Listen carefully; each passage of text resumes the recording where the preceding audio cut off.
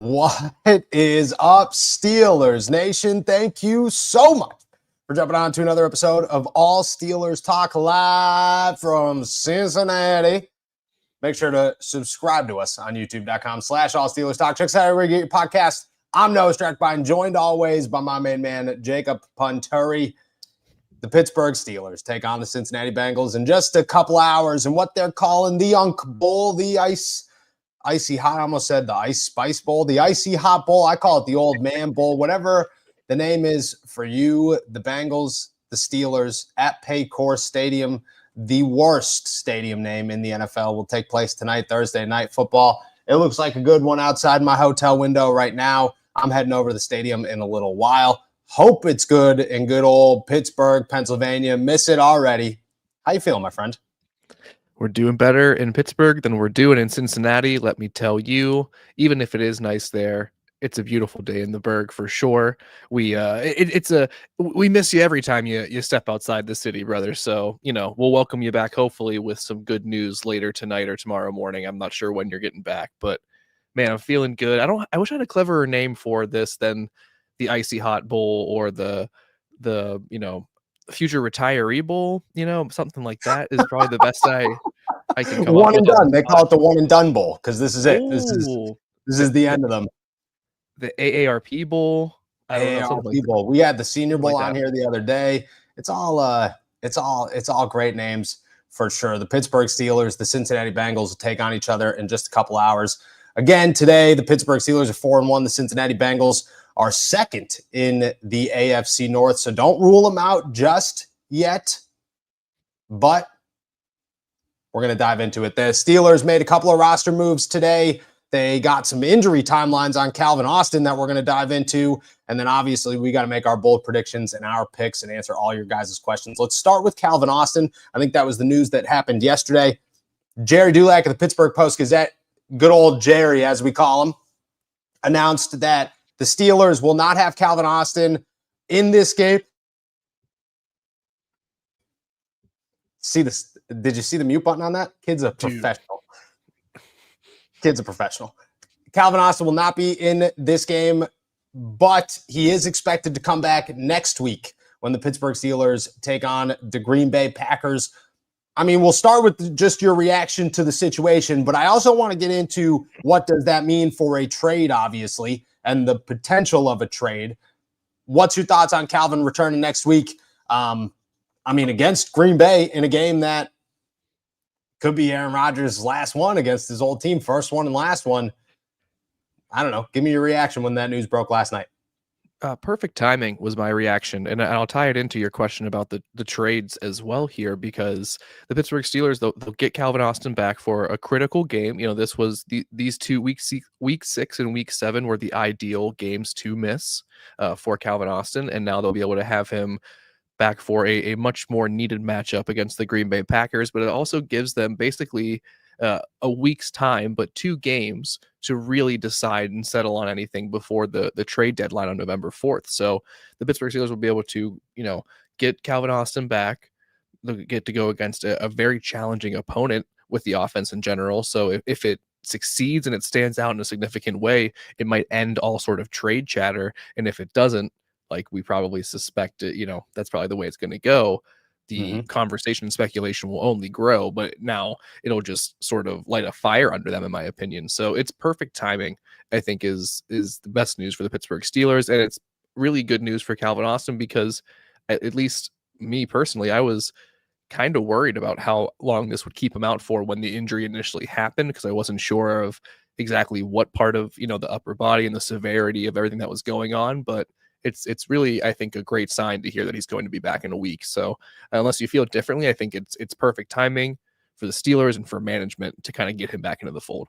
No, it's awful timing. You know what I mean? Nobody ever wants Calvin Austin back. No, it's fantastic timing for the Pittsburgh Steelers. They get their starting wide receiver back on the field in a game where, in a game where you are playing for much more than just a win, I think. Like, this is the one. Who cares about the Jets? Who cares about the other revenge games? This is the one for for Aaron Rodgers. This is the can I leave with the win that I want to get this season, and that's against the Green Bay Packers. Just to say, like, I did it, man. Like, I did it. Full circle moment. Here we go. We're going to head out to the Malibu breeze in peace. Everything's going to be great. It's also a boost for the offense. I don't think it does anything for a trade. I'm going to put that right on the line here before I even ask you about it. I don't think it changes anything. If the Steelers have their sights on a trade, they know about this news already. It's not like they found out from this podcast. If they are exploring a trade and have their eyes on a trade, then I think that still happens, and I don't think it lowers it. I think Calvin Austin's a part of this offense no matter what. I think what they've realized very quickly is that everybody else isn't, and they want to have that third piece alongside Calvin Austin and alongside DK Metcalf. So I don't think Calvin Austin necessarily changes anything. May have been effective for them, but I do think he's coming back, and they are still going to make their phone calls. Okay. I think I agree with you.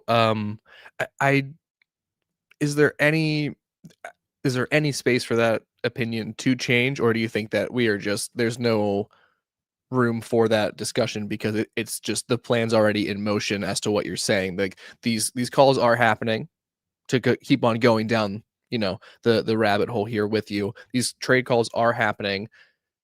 What advantage, what sort of purpose is it serving to announce he's coming back a week early? It kind of reminds me of, like, I talk about wrestling a good bit on this show, but like they like hype up, this beloved wrestler is going to make his return to Monday Night Raw in a week or something like that. Like, it feels weird to hear, especially 24 hours before a game coming up for the team, hey, he's not coming back tomorrow, but guess what, mark your calendars, he'll be back in 8 days or something like that. So let me in on the secret. What is the purpose of that information coming out now?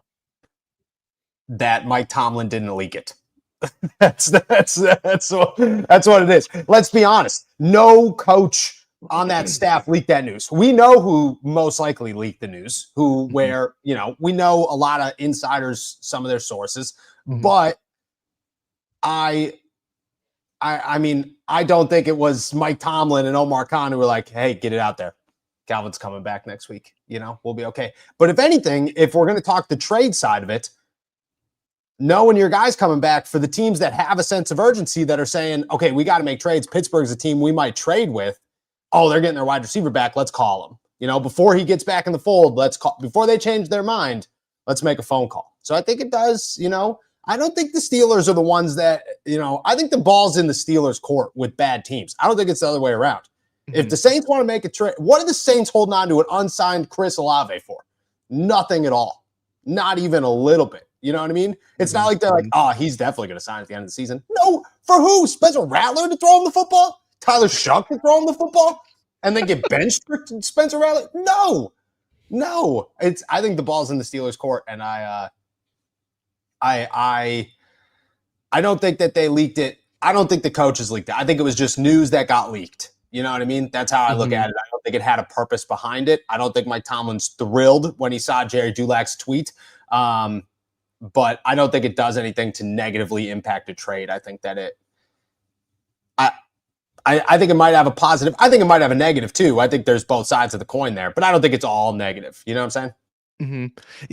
I do. I wonder if they have, this is like their sneaky way of trying to achieve that same sort of thing that you're getting at here, where the ball is in their court, or the pressure is not necessarily on the Pittsburgh Steelers at this moment, because especially if you have a Calvin Austin returning, maybe if you've been in talks with the Pittsburgh Steelers about one of your wide receivers possibly going there, you're like, oh, do they need a wide receiver now? Like, are they going to have that same sense of urgency or have that same sort of need that they had whenever Omar Khan called, 2 days ago? Because now they have their number 2 wide receiver coming back. So I agree with you. There's certainly, just times where the information comes out, but I don't think this hurts the Steelers. I don't think this hurts the Steelers' position at all. I don't think this takes away any sort of leverage that they previously had. I think it only adds to it. So I'm curious, if it's a little bit of some specific leakage going on, or if it's, who knows? A little bit of specific leakage, they call it. A little bit of specific leakage. Site-specific leakage, you know what I mean? Site-specific leakage, that's what they do. All right, let's transition over to the news of the game here. The Steelers made a bunch of moves today. They put Miles Killebrew on injured reserve. His season is most likely over. T's and P's to Miles, obviously. That was a brutal injury. Everybody and their mother called and said, what the hell's going on with this field? That's ridiculous. I like it. I appreciate that they've done it. That being said, they also get Deshaun Elliott back after news came out yesterday that he would not travel with the team for personal reasons. He did make his way to Cincy, got here earlier, is expected to play. He will be active tonight. Massive boost. This is game 2 in a row that the Pittsburgh Steelers have a completely healthy completely healthy defense out there, this time against Joe Flacco. I mean, the addition of Deshaun Elliott is significant, obviously. We're not going to downplay that. I'm going to ask straightforward here. Could the defense get better than what they did last week? Could this be the momentum ball that starts to roll in their favor now that they're healthy for a second game? Yeah, it really could be. Having the full arsenal, including Deshaun Elliott back, I think is the key, the catalyst here to sort of continuing that momentum and building it up game after game here. The secondary, this is like the biggest test so far, especially because earlier in the year, as they were stepping into their better form, the challenges were, just sort of so vast and about the entire defensive unit. Now we can really focus in tonight and see, is that secondary doing that lockdown sort of thing? Is Jalen Ramsey out there roaming? Probably going to be a little cautious, I would imagine, but can Joey Porter Jr. make up a little bit of slack for him? And then when you have that question happening simultaneously, when Deshaun Elliott is back there patrolling the safety position, helping out in the run game and helping out with the communication overall, I think this team has everything in place to sort of, despite the limitations, despite the short rest, to continue stacking some wins here and pushing and building momentum for this defense. So yeah, I think this could just be another step forward for this defensive group, and it needs to be, because that's what a great defensive group can do, is they face adversity like this and then they just rise to the occasion and then some. So that's what I'm looking for tonight. Agreed. 100% agreed. The Pittsburgh Steelers have an opportunity to say, hey, remember how good we were last week against a bad offense, but like not the worst offense, a decent offensive line at bare minimum, and a pretty quality rookie running back. This week it's, can we look good against a good passing game and an awful offensive line? And that's how they're going to win. It's not Joey Porter Jr. needs to shut down Jamar Chase. If Jamar Chase has his, Jamar Chase has his. That's expected against 32 corners in the NFL. If TJ and Nick Herbig can make it so that Jamar Chase and T. Higgins don't get opportunities to touch the football, and Jalen Ramsey's coming up with big plays and somebody's coming up with turnovers, then what it's showing is that every different parts of this defense are clicking and starting to make noise. And that's where the momentum starts to build. And Deshaun Elliott being back is a massive part of that. I mean, we don't know what happened. Hope it all is well with Deshaun Elliott, obviously. And him being part of that on a Thursday night game in prime time, pretty significant. And his impact is going to be pretty significant as well. Do you see this being another no Chuck Clark game, or do you see a different safety rotation out there this week against Cincinnati? I could see Jabril Peppers being the odd man out tonight. I don't know for sure, but I don't know if the game plan overall will dictate a little bit more pass heavy coverages and schemes for tonight. That's sort of my guess. My gut feeling would be that they want to have those players who are a little bit better in pass protection. And for me, Chuck Clark is that guy. If Deshaun Elliott was not active, obviously changes things, but I probably would guess Jabril Peppers is the odd man out tonight. But is that a crazy that a crazy swing on my part? Do you think it's just, Chuck Clark unfortunately has to sit 2 weeks in a row? I think he might. I think he's the odd man out because Jabril Peppers plays better special teams. And I don't think it necessarily has to do with the defense as much as it does. You need to replace special teams. However, Malik Harrison didn't get activated, so with Miles Killebrew out, I could see both of them playing and Chuck Clark having a pretty significant role on special teams, which he's going to have to put to use. Like that's I think that's the one part of the Steelers in this whole situation that nobody's talking about with Miles Killebrew is you want to know how you replace him? Chuck Clark. You just make sure Chuck Clark and Jabril Peppers are good at special teams and could fill in that role, and then you don't got to worry about it. We'll see if they will, but I think on defense, it's Juan Thornhill, it's Deshaun Elliott, it's Jalen Ramsey, which is who they wanted it to be at the beginning of the season, and that's who's going to be out here. And I think is a great road. When Juan Thornhill's playing well, like he's been playing the last 2 games, this defense is better, and he's a small part of that, but he was a whole the first couple of weeks of the season. And now it's like, oh, Juan Thornhill is actually playing pretty high. So that means that there are no small holes on this defense. And that's a big one. That's a big one. All right. That's the news. Let's talk predictions and bold predictions here. We'll start with bold predictions. Pittsburgh Steelers, Cincinnati Bengals. I'll let you kick things off here. You got any for me? I got a bold prediction for you.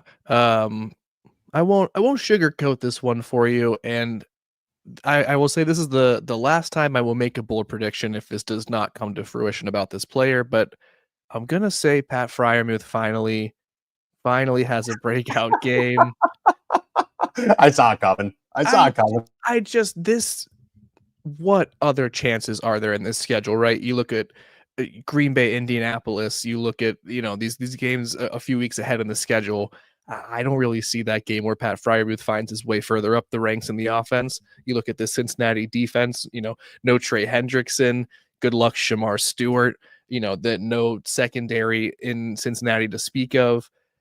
This is the only opportunity I could possibly foresee for Pat Freiermuth to find any sort of involvement in the offense again. And the bold prediction doesn't even sound that bold when I say the full length of it, which is that he's going to have 50 receiving yards and a touchdown. And how bold is that?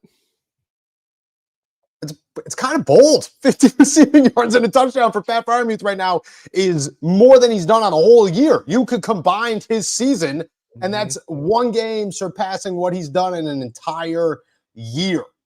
I mean, I would love it. Don't get me wrong. I would love it. I think there's a lot of talk right now about Pat Freiermuth not being part of this team in the future. I would love to see that kind of quiet. You know what I mean? Last week it was Alex Highsmith being the guy that we were like immediately. It took me and you 7 seconds before we texted each other going, yeah, dude, we should have shut up a long time ago about Alex Highsmith. We owe him a big apology. And I hope that Pat Freiermuth is that same guy tonight. That's my expectation. You got another, or you want me to go next? I actually do have another one for you, and then I want to hear yours. My boy Keyshawn Williams, who I was first on, saying I think he's going to get the call on the 53-man roster. He's got that special teams punt returning ability, had that big play negated last week. Not tonight, not against those lowly Cincinnati Bengals. I think he's going to return a punt for a touchdown, and I'm just being bold. Tortellini salad. Put it in there literally seconds before you. We could talk Pat, love Pat, think Pat's a great dude. I will be 100% honest when I say Keyshawn Williams scoring a touchdown might make me actually yell in the press box. It might be the first time where I go, oh my gosh, what just happened? It would be so sick. I would love for it to happen. I think he's got so much talent. The team, again, I'll tell you, for anybody who wasn't here yesterday, after the game on Sunday, I'm in the locker room and I'm talking to Jabril Peppers and Chuck Clark, and both of them are talking about Jabril's nonsense penalty getting called back. And both of them are like, dude, we were just blocking so hard for Keyshawn because we know how good he is. We know how good he's going to be. And like, That would be sick. That would be so much fun to have that. It would be a blast. All right, here are mine. Keyshawn was a good one for sure. A lot of people are waiting on, I think, the downfall of DK in this whole situation and Aaron Rodgers and what's going to happen if Calvin's not out there. And at some point, somebody's going to double team DK Metcalf and blah, blah, blah. I'm putting it all to bed. My first bold prediction is an easy one, but a big one. DK's got one 100-yard game and a 95-yard game, which is essentially a 100-yard game. I think DK Metcalf puts up 200 yards in this game. I think DK goes 200 against the Cincinnati Bengals and does some crazy, crazy stuff in prime time. And I think Aaron Rodgers is actually looking at this going, I cannot believe that people are disrespecting me by putting me in the same class as Joe Flacco. I can't believe that we're talking old. This is like when Jake Delhomme played Peyton Manning, okay? It's like, no, different classes here, brother. In 10 years, my kids aren't talking about Jake Delhomme. They're talking about Peyton Manning. This is what this is. This is Joe Flacco, well-respected, journeyman, did a lot in this league. I get it. Won a Super Bowl. It's been 7 years since this man was booted out of Baltimore, and since then he's been trying to land a consistent starting job, and I have a lot of respect for him, but he's not Aaron Rodgers. And I think that him and DK are going to have a day. I'm going 200. And everybody who says that's wild, 200's wild, you want to know George Pickens' only 200-yard game from Kenny frickin' Pickett is against the Cincinnati Bengals. It's against the Cincinnati Bengals at Acrisure Stadium. I think it could happen. DK Metcalf, 200 yards. Boom. Bold. Bold's the word, brother. Bold's the word. That'd be so awesome. That'd be so awesome. I think they'd take him out of the game because they're kicking the ever-living crap out of the Bengals at this point, rather than him actually getting to 200 yards. But you know what? Maybe he just busts off 2 80-yard slant, routes and just takes him to the house, and then bang, bang, boom. That's what GP did. That's what GP did. He got a 75-yard slant, and you're going, there it is. You want to know who caught an 80-yard slant against the Minnesota Vikings? DK Metcalf. DK Metcalf. You tell me you can't do that twice? I'm telling you. That's my first one. I love it because it's big, it's bold. DK Metcalf is also big and probably going to put up 200 yards tonight. And when it happens, remember who said it first. Number 2, we'll go on the defensive side of the football here because everybody's talking about, what's going to happen and who's going to be the guy and Nick Herbig and Alex Highsmith and so on and so forth. Here's my bold prediction on tonight. The Pittsburgh Steelers combined for, and this one's bolder than my DK Metcalf one, but this is what bold predictions are. You know what I mean? This is what bold prediction. Can it happen? Certainly. There's a possibility. I think the Pittsburgh Steelers combine for more sacks and turnovers than the Cincinnati Bengals score points in this game. I think that's a far more reasonable bold prediction than your first one, dude. I do. I really could see them getting, it was 6 against the Browns. They had 6 sacks against the Browns. I could see them, offensive line, which one's worse? Who's to say? They're both bad. And I think it's going to be a lot of pressures on Joe Flacco, not the most mobile quarterback. I could see 6-7 sacks again easily. Could see 2-3 turnovers, and I could see the Bengals scoring 6 points. I could see the Bengals scoring a touchdown in this game. Again, way less bold than DK popping off some Madden numbers on Thursday Night Football. Telling you, the last time the Steelers had Madden wide receivers numbers, it was against the Cincinnati Bengals. And that Bengals defense has gotten worse with Trey Hendrickson, who's probably not going to play. He's definitely not playing. Is he out? Is he ruled out? I'm pretty sure. I saw several reports online that he was out. I'll check them. Yeah. What Broderick Jones just said, Myles Garrett doesn't even exist. PFF, you're going to have to create an entire show to defend how I shut his butt down in Acrisure Stadium put me on the map and said, Myles Garrett ain't it, pal. Not this time. And you're telling me that whoever's backing up Trey Hendrickson is going to get the smoke? Come on, dude. Come on. It's bad. It's bad. According to the comment section, he's out. So I'm all about it. I'm all about it. All right, let's make our picks and answer some questions here. The Pittsburgh Steelers in the Old Man Bowl, the Retirement Home Bowl, the One and Done Bowl. These guys are only 40, which scares me because we're both almost 30. That's, a little too close for comfort there, Bowl. The Pittsburgh Steelers are 5.5-point favorites with a 45.5 over-under. 45.5, which means that Vegas says this is going to be a high-scoring game. Bodes well for DK Metcalf. Steelers, 5.5-point favorites. They were 6.5-point favorites over the Cleveland Browns just 5 days ago. Mike Tomlin, historically terrible on Thursday nights. Aaron Rodgers, historically good on Thursday nights. Joe Flacco's been here for a week and 4 days. Shout out to that guy. I mean, I can't do anything in a week and 4 days, let alone learn an offense and be decent at it. What's your prediction for this one? I do believe that Aaron Rodgers, who continues to overcome and buck any trends that the Pittsburgh Steelers seem to be up against, is going to do it again tonight. He will buck the trend of Thursday Night Football being a pest for the Pittsburgh Steelers. And I think Aaron Rodgers does plenty to guide the Steelers to a win in the Varicose Veins Bowl by a final score of 28-7. That one almost didn't even click. Like I almost just let it go right past me as you said it. That was awesome. 28-7 on that one. All right. So if my bold, what's your sack and turnovers total for the Steelers then? Do they surpass 7? Yeah, they will actually. They actually will. Oh, you know what? You shh. Someone tried to call me. I'm so sorry. I get like 4 phone calls a day. Do you get the police ones? Hey, this is Ernie from the police station. What's up? What's up? And then it's a recorded line.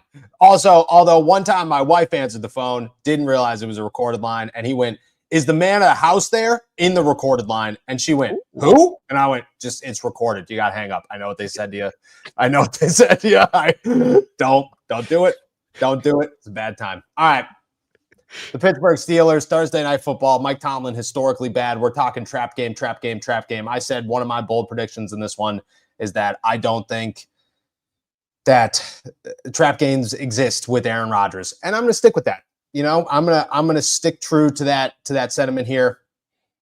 I think the Steelers come out here and shut down a lot of noise against the Bengals. People might hate me for this one. And if I jinx them, I'm so sorry, but I have to be honest. It's part of what I do is I got to be honest. I think the Steelers smoke the Bengals. Smoke them. I think this is, and I said this yesterday, I think this is a game where everybody's waking up at 3 a.m. because they fell asleep on their couch going, "Oh, what happened?" And then it's 35-3. That's the final score of this game. I don't think it's even close, brother. I don't think it's even and it's nothing for the Steelers. I don't think the Steelers are a ridiculously crazy, unbeatable team. I think the Cincinnati Bengals are as bad of a team as they come in the NFL. And they have a really good receiving game and a quarterback who's old, who's going to get hit a lot in this. They just lost their only good defensive player. Only one. And I think Pittsburgh hears a lot of this noise. A lot of it. And this is a team. What I like about the Steelers right now is that this is a team that does not thrive off of, they don't need the juice. Jalen Ramsey thrives off of people nearly dying when he tackles them. Patrick Queen thrives off of the same thing. Deshaun Elliott is hoping somebody dies at some point on that field. You know what I mean? He goes out there every week going, "Oh, I would love to take a life. I don't think that they need to get things moving, and I think this could get bad real fast. I think the Pittsburgh Steelers walk away. I'll go more realistic than that. I think it's I think it's 31-6. I think the final score of this game is 31-6. That's my score prediction. But I'm telling you, when it's 35-3, and everybody's waking up in the middle of the night looking at their schedule or their score, just remember. But I'm going 31-6 final score, Pittsburgh Steelers. You said I'd love to take a life. He would, dude. You know that Deshaun walks on that field every single week and goes, No, I hope. And he doesn't want to like do it like in a bad way. He wants to hit somebody so hard that their head literally comes off their shoulders. Mm-hmm. And then he like laughs or something. He's like, "Whoa, did you see that?" Everybody's like, "Oh my God." Yeah. I think that's what's going to happen. All right. That's our picks for this one. We're going to take a quick break. On the other side of it, we're going to answer all your questions before the game. We will be right back. What's up, AST Nation? I've teamed up with DraftKings. The next great touchdown is coming. You can bet on it. And the best way to do so is through DraftKings Sportsbook, where new customers who bet $5 get $300 in bonus bets plus 3 months of NBA League Pass. That means new customers turn $5 into $300 if your bet wins in bonus bets. The crown is yours. Love the thrill of live betting? DraftKings has got you covered. Bet live on in-progress games right as they happen. Then use your bonus bets to stay in on the action and bet DraftKings same-game parlays for a shot at an even bigger payout. And don't worry, if sports betting is not yet available in your state, you're fine. You can still join in on all of the fun with DraftKings daily fantasy sports and have the shot to win cash prizes. New customers who bet $5 get $300 in bonus bets and 3 months of NBA League Pass if your bet wins. Sign up using my promo code ALLSteelers and get in on the action. Only at DraftKings Sportsbook. Shout out our boys over at DraftKings. All right. Shout out to our members. Shout out to our super chatters. We're going to answer as many questions as we can before we head out of here. I'm heading over to Paycor Stadium, the second worst name. I think it is the worst. Is there a worse name for a stadium in the NFL than Paycor Stadium? The worst, it doesn't come up when you GPS it. It just says don't bother. It just says don't bother. It says pointless. Why would you? Who's trying to go there? Are you trying to? Bengals are still a team. That's what it says. Question mark. Bengals? Question mark. Yeah. There is none. It's terrible. Shout out to Ryan, our new member. Appreciate you. Make sure that you're calling in the call-in show every single Wednesday. Appreciate you, my guy. Hayes, a member for 7 months. Let's go Steelers. Hype AF for the Bengal. The Bengal ball got me. Park Rogers is throwing for 3 touchdowns this evening. Shout out to Hayes. Steelers fan 8, Warren and Gainwell both rush for 100. Ooh, that's a bold prediction here. That's bold. A bold prediction. Both rush for 100 yards in this one. What's your odds? 1 out of 10. 1?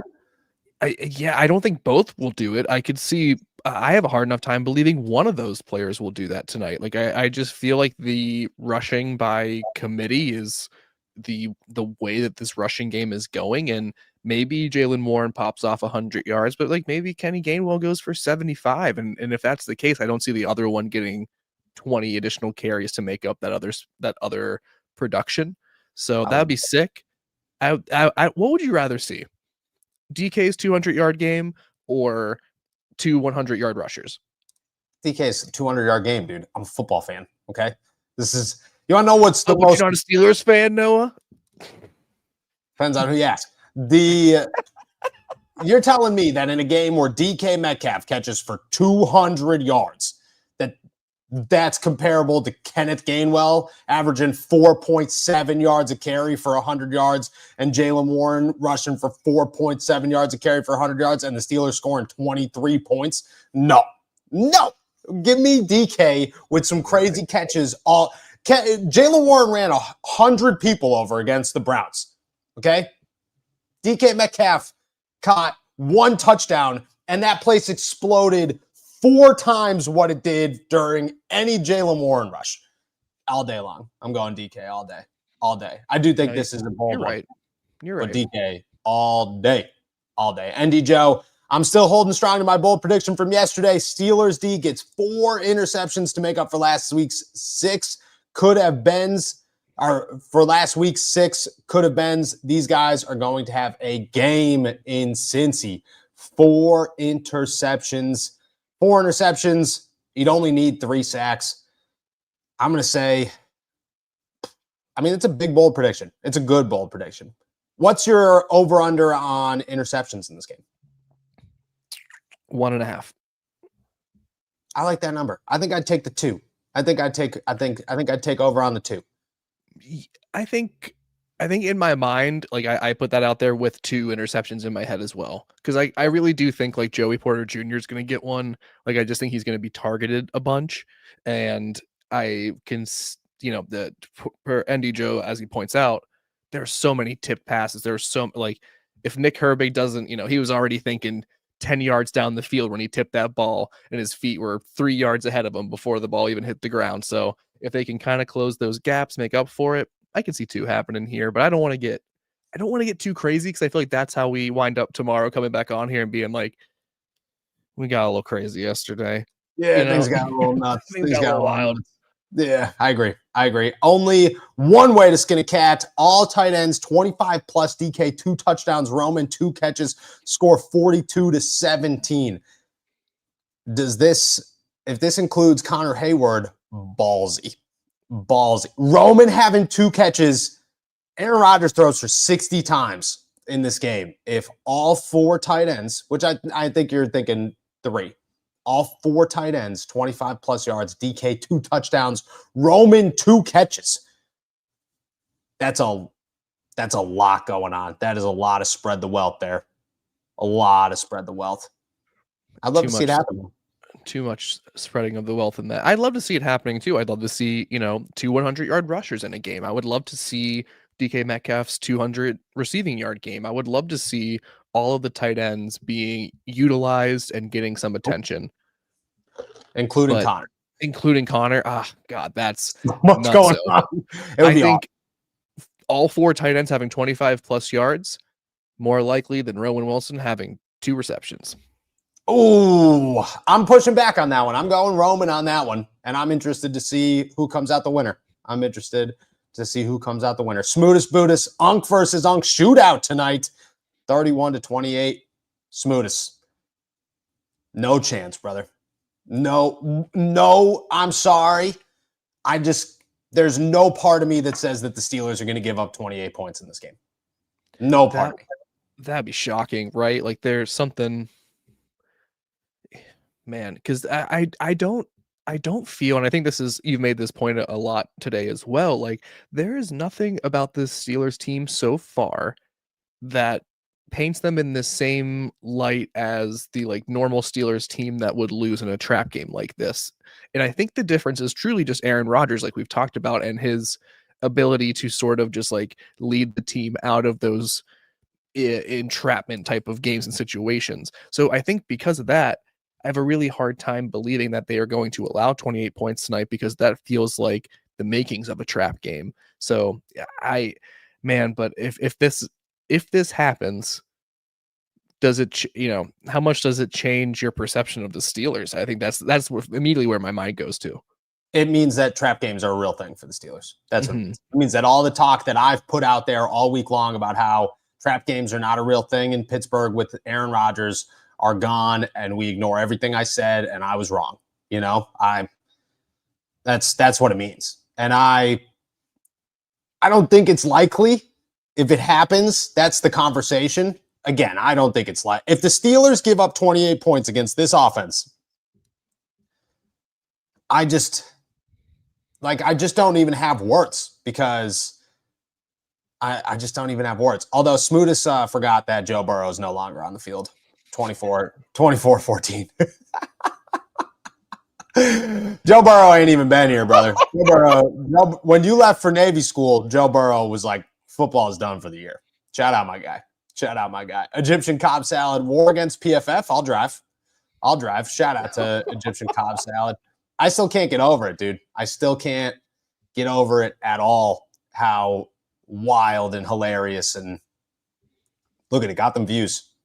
It got them views. We should start doing a weekly side show, 40 minutes, where we just talk about, we argue the craziest PFF grade for that grade and try to justify it and see how difficult it is. That's what we should do. Gosh, we really should.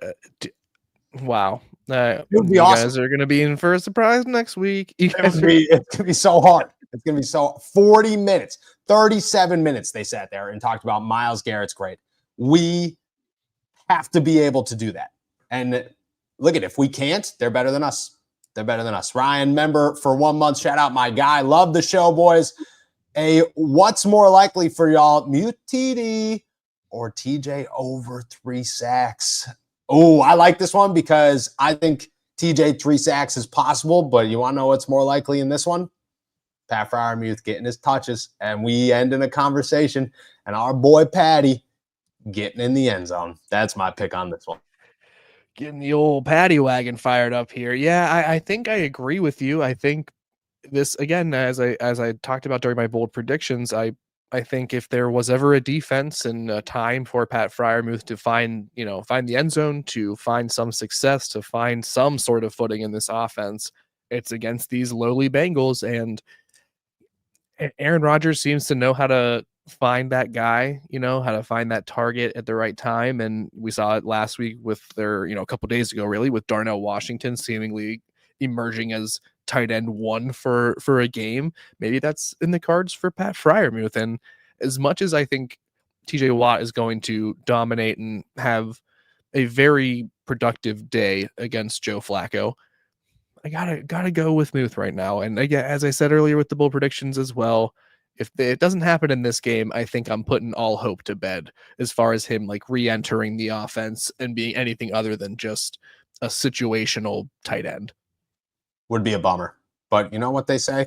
It's not dead till it's dead. The fat lady hasn't sang yet on good old Patrick Freiermuth. Rats, did you guys hear Captain Cam call this the Icy Hot Bowl?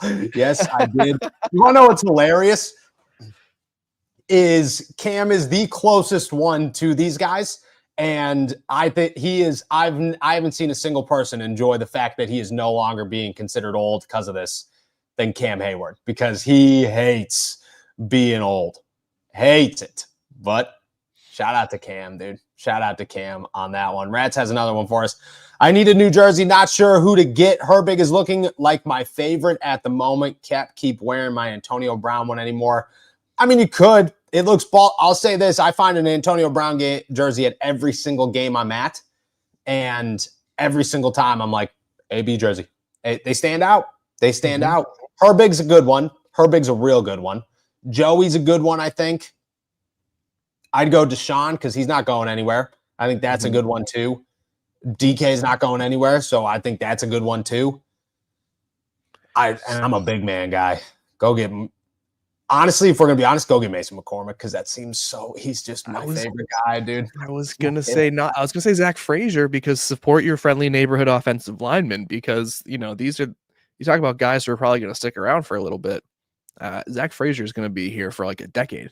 So at least that's a great investment. And I think this is slightly tangential, but I think it was JJ Watt on the call against the Cleveland Browns where he mentioned something about how the parody, like the collection of jerseys at Acrisure Stadium, like how many different eras of Pittsburgh football are represented, like when Steelers fans go to games. And he mentioned like Antonio Brown, Franco Harris, Terry, all those guys. And it's because every week when you show up either on the North Shore, if you're at Acrisure Stadium, you're like, this guy's got his great uncle's jersey on from 1961. And then you got some guy down the street who just bought a DK Metcalf jersey. And so yeah, can't go wrong, man. Don't knock the AB jersey is what I'm getting at here, Rats. But I think there's a lot of good options for right now if you want to upgrade. I agree. Talking trash with the Steelers, I have a Ryan McCollum jersey. Is the craziest jersey I've ever seen, and it's awesome. That's a good one. Ryan's a good guy. Ryan's a good guy for sure. Poke Salad, we're all in tonight. 8-4-39 and the D in fantasy football. You're either walking out of here 109 points and you've won, or you lost so bad it's crazy. And I don't know what to fall. I don't know where we're going here yet, but I'm going to be, of all the games, this is a good one to put them all in at.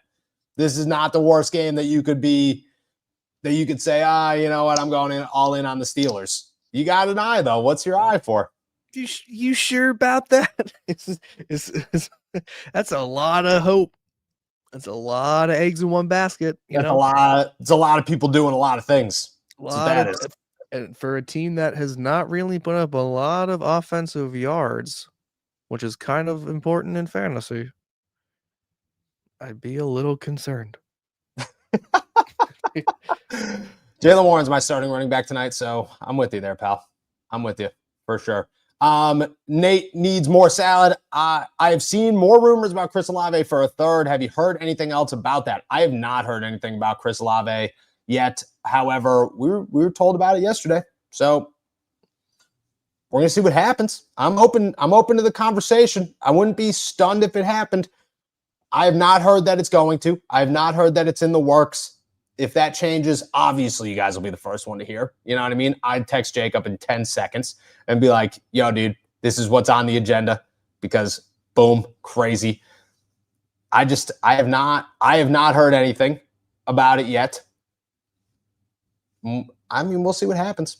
We'll see what happens. Chris Olave for a third wouldn't be the most shocking thing to happen for the Steelers this season.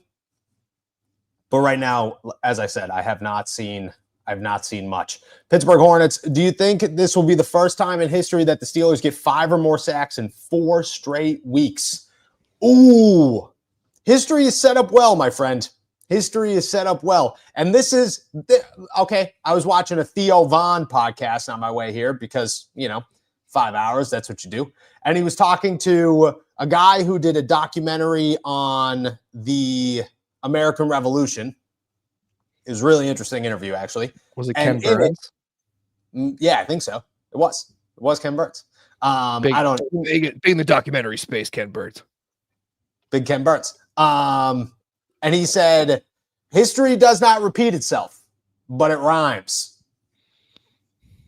I said that shit on this podcast like a month ago. Do you think brother, come on. I watched a 2-hour podcast. I'm proud of you, dude.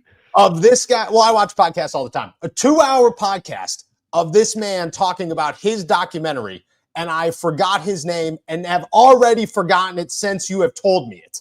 So you're telling me I'm supposed to remember these things? Come on.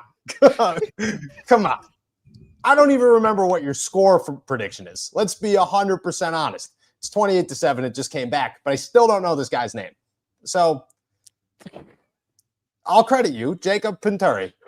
Oh, I didn't come up with it. And I think I said the same thing when I said that originally. I'm pretty sure Ben Franklin or Thomas something Jefferson said it, or it was some big historical figure said it. Mm-hmm. Correct. Yeah. Do you know who it is? Yeah, I was going to say, no clue. Do you know the historical figure? Look it. I'm giving you all the credit, and everybody else remembers this too, because I'm getting roasted in the comments right now. Look at guys. There's some people who remember. Yeah, I'm sorry. This is like, I'm sorry. I don't remember anything either, man.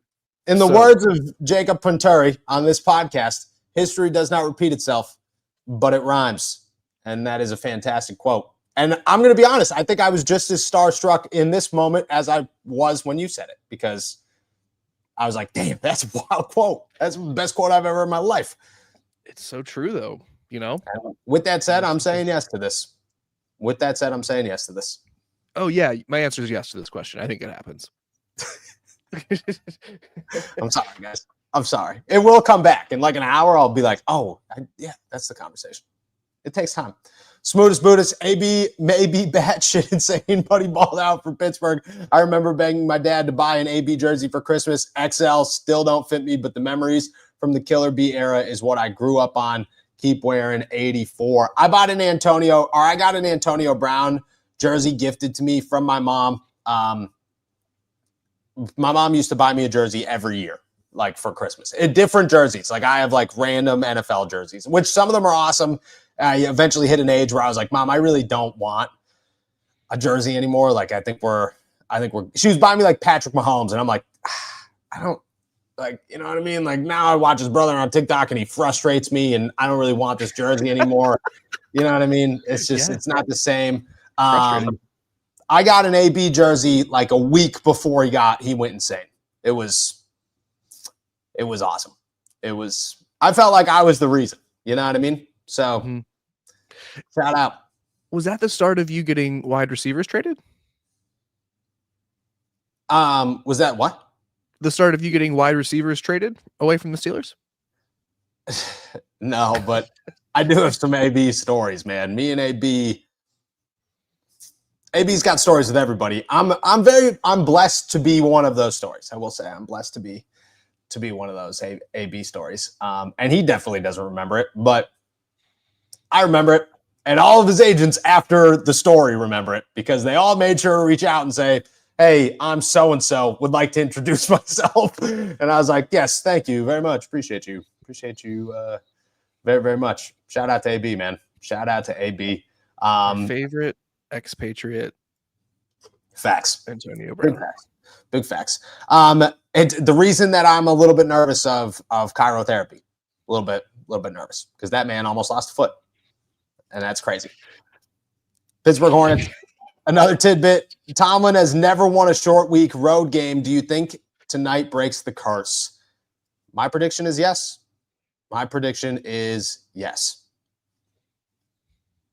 I'm saying yeah. I think so. I think I agree with you as well. I think this is the Aaron Rodgers effect that comes in and sort of, for some reason seems to lift all the boats, So I don't. What was that face for? Sorry, you get. Carl Mean, Cup of Joe, Green Bean, Spackler, Jacob, fan of AB over James Harrison. I might tell James.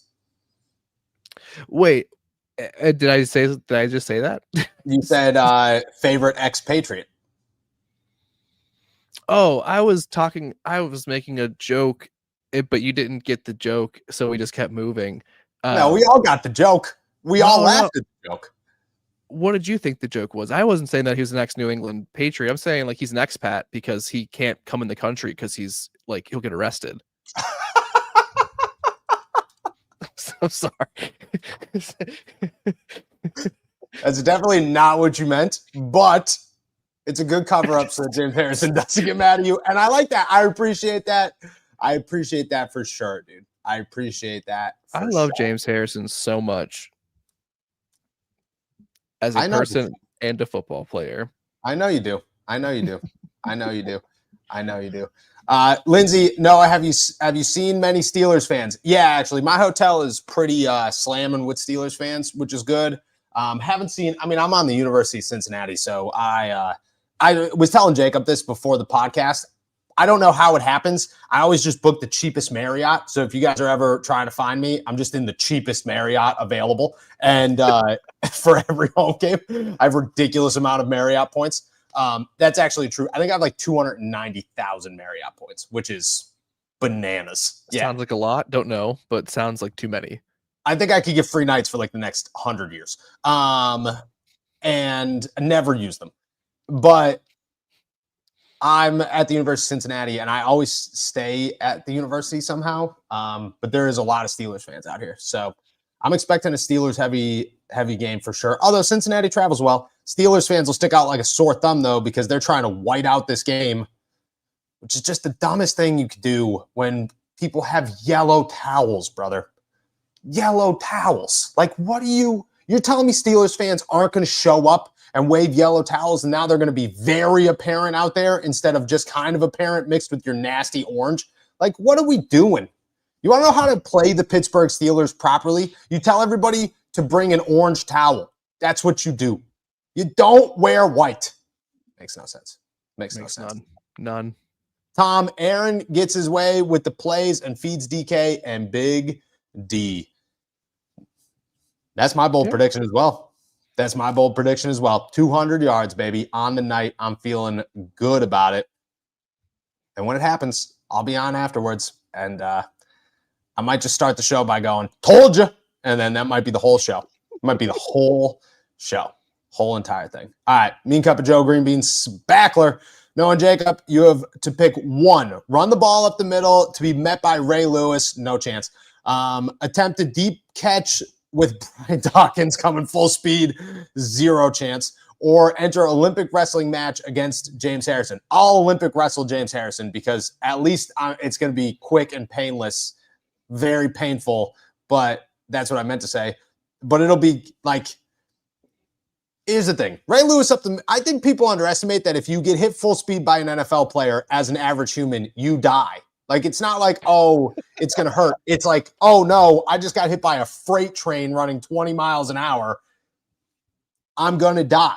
So James Harrison could sumo plex me all day and then just body slam me and I'll just, and then it'll be it. They'll count to 10 or whatever it is and I'll die and we'll be fine.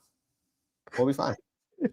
Yeah, the Olympic wrestling match is absolutely the lesser of these three evils because it will probably just be the least it'll have the least long-term ramifications. Like I'll get you suplex me, whatever, that's fine. And then I don't know how actual wrestling works because I just watch like WWE, so like it cannot be a referee counting to 3 dramatically in that situation, but I would rather that happen to me. 10 in Olympic wrestling.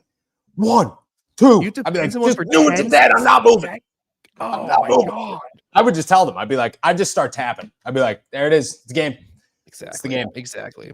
Yeah. If I, man, yeah, those other 2 options just sound awful. And this is coming from a guy who said he would get absolutely destroyed in the flat by a James Harrison tackle, not too long ago. We would though. That's the thing is we would. What would your last pick on this be? Would you? I think I have a unique take on this. I could be totally wrong on that take.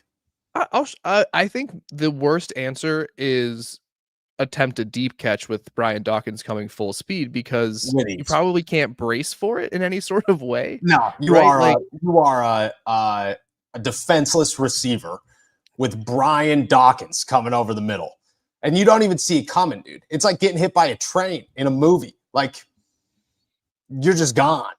You're just gone. I mean, you ever bump your toe accidentally because you weren't looking and you hit it on the corner and it hurts way worse because you had no idea it was going to happen? Now imagine if it was that, but the strongest man you've ever met running 20 miles per hour at you with pads on. Like terrifying. Who Who also has like a thirst for blood. It's just not. Wants to take a life. Wants to take a life. Yeah, for sure. Tortellini salad. Joey Flack getting more passing yards than A-Rod tonight. I would say no. I'm going to say no on that. Yeah, I'm going to say no on that. I think Aaron Rodgers throws for like somewhere around 290 because, you know what I mean? 200 of those are going to DK. But even if it's like 270, 260, I'm saying that Joe Flacco throws for like 205. Like that's what I'm feeling on that one. I slightly disagree. I don't because I don't think that Aaron Rodgers is going to get to that high of a passing yard total. Now, if your bold prediction comes true, egg on my face because that's certainly going to be the case. But here's what he's done: 244 passing yards, 203 passing yards, 139, 200 passing yards, and 235 passing yards. I'm gonna go under 250, and I could see Joe Flacco getting like 251. So I'll say it's possible, but I don't think it's gonna happen. I'm saying it's not happening. Not happening. It's Juju. For some reason, Flacco old ass doesn't take sacks. I'd be surprised if we get to him even twice. Even twice. I don't know about that one. I'm looking up right now. I don't care. I don't even care if Joe Flacco is good at not taking sacks. Okay, this is Joe Flacco. Joe Flacco this season, he was only sacked once last week against Green Bay. He was sacked 3 times the week prior, 2 times, 2 times, 2 times. So he's been sacked 10 times this season. I think Green Bay's defense is comparable. I'm not going to say they're not. I don't know if twice. The Steelers are getting to him twice. They are. It's just going to happen. Like, it's just going to happen. Yeah. I mean, Juju, it's Juju pointing that out. Incredible. Like, that is an amazing point counter to sort of what we have been saying here. To me, it just seems like this defensive rush, while Green Bay is comparable, the way that this Steelers team is not only powerful in their edge rush, but the different ways they are able to get at the quarterback in the edge rush and in the pass rush, I think it's going to be a little bit more than 2 times. But if not, let us know tomorrow. It's Juju. I will be like, my man, I'm wrong, and I'm sorry. Agreed. Nate needs more salad. Is Myers a better fit than Olave? I genuinely don't know anything about him. No, I think Chris Olave is a better fit than Jacoby Myers. I just think in the when you take the whole total, the whole pie, and say Jacoby Myers is 3 picks, 3 rounds less than Chris Olave and significantly cheaper in a long-term deal, that's when it's like, oh, Jacoby makes more sense for the Steelers. But, I mean, Chris Olave is a better fit. He does everything better than Jacoby Myers does. He just is twice as expensive, and if you're going to pick between it's not that drastic. You know what I mean? Like, to me, it's just not. That's where it doesn't fit. But I think play-wise, Chris Olave is obviously a better all-around player. Yes. Yeah, I agree with that. Chris Olave is a better schematic fit. He would be a better long-term organizational fit. He's just way more expensive, and the risk is probably 10 times higher than Jacoby Myers because of the injury factor. Yeah, I agree. Waterboy is a Yinzer. Hey, Noah and Jacob, do you guys think that Mike Tomlin actually praises Joe Flacco, or was it mind games? No, Mike Tomlin loves Joey Flacco, dude. Loves him. Respects the hell out of him. He's one of there are a bunch of quarterbacks in the NFL that Mike Tomlin really genuinely appreciates. Joey Flacco is very high on that list. Always has been. I mean, but they played for 12 years together, where it was just every year they played each other, and Joey Flacco beat him a lot of times. So, yes. And I got the sense when I heard, some conversations about that trade, that there was it felt like some sort of unwritten rule in a lot of ways that had been broken by trading within the division, not only just trading within the division, but clearly helping someone else in the division felt like a huge sort of I don't know, a taboo, that you shouldn't break. Because I was thinking of the Pittsburgh Steelers are guilty of trading within their division. They got Chris Wormley a couple years ago from the Baltimore Ravens, but it was in August of that league year, and the Ravens didn't want him at all anymore. The Steelers needed defensive line depth help. I think that the idea of helping your opponent is something that the Steelers, who are so, this is war for them. The idea of helping your opponent in any sort of way is unfathomable. So for the Browns to have done that was such a violation of the NFL code. That was a big sense of so that was something that I sensed a lot hearing people talk about that within the organization. Yeah, I very much so agree on that one. And we'll finish it off with Cameron here. What's more likely, Mason finishes the 4th quarter of a blowout, or TJ gets 3+ sacks? Oh, okay.